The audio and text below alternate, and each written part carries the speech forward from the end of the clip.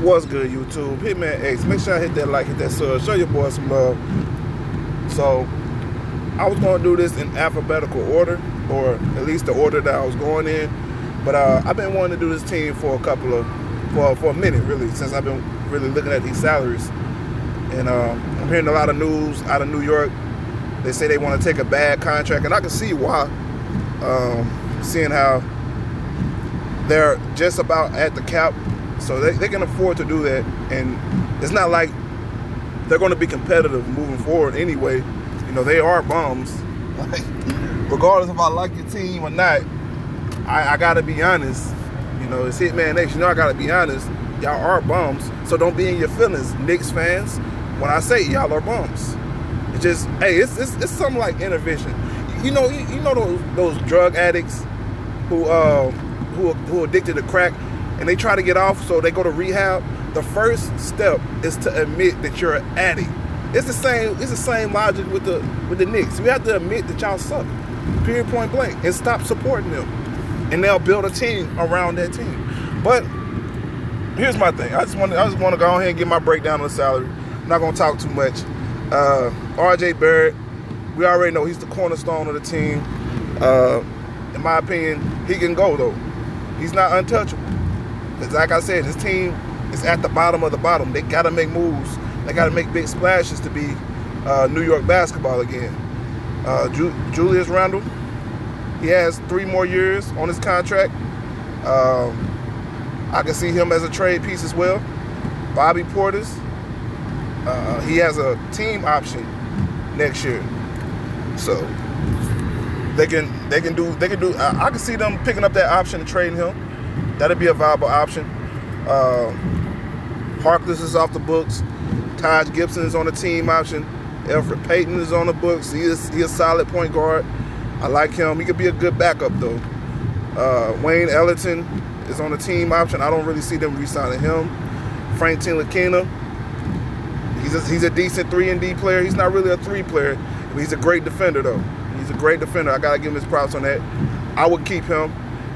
Dennis Smith Jr., I don't know what's going on with Dennis Smith Jr., man. It's like ever since Dallas traded him and pretty much gave the team to Luka, he lost all his sauce. He lost his swag, his confidence, man. I don't like that, man.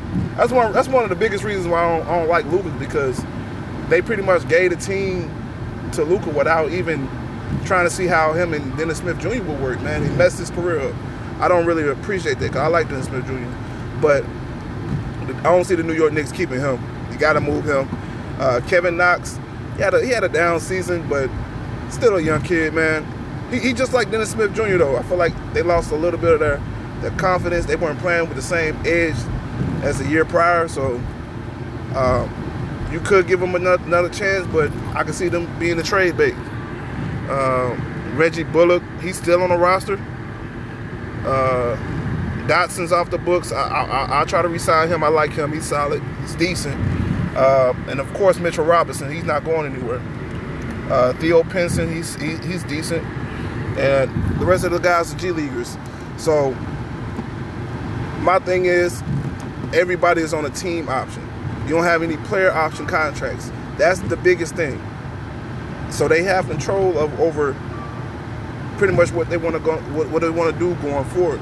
Whether they want to try to tank again or try to make a big splash in free agency or a trade.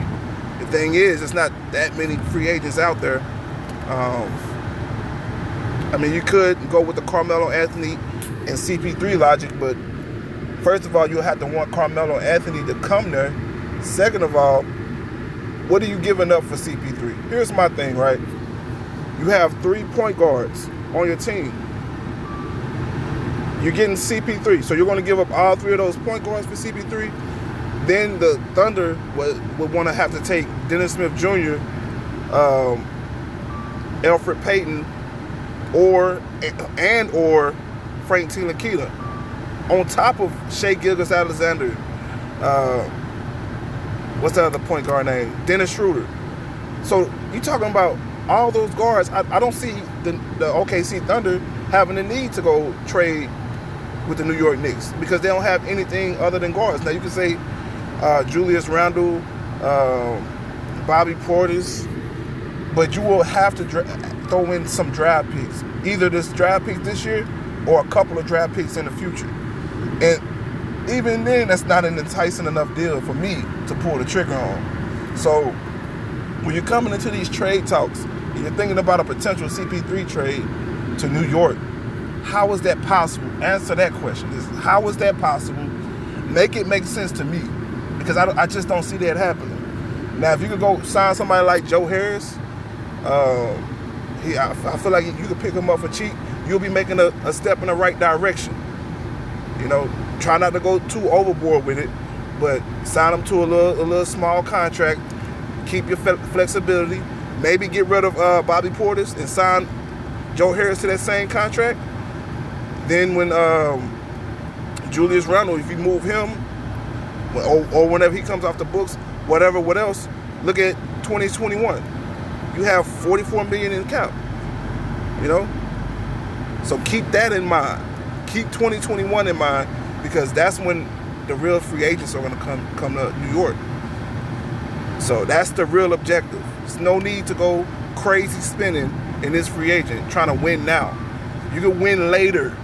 The New York Knicks, y'all can win later. Y'all don't have to win now, because y'all not winning shit. Y'all might make the playoffs, but y'all gonna get swept in the first round. So just be patient, pump your brakes, and give it time. But Hitman X, that's all I got though. I ain't trying to make this too long, man. I'm stuck in traffic. Hit that comment section. Let me know how you feel about this one. I'm out of here.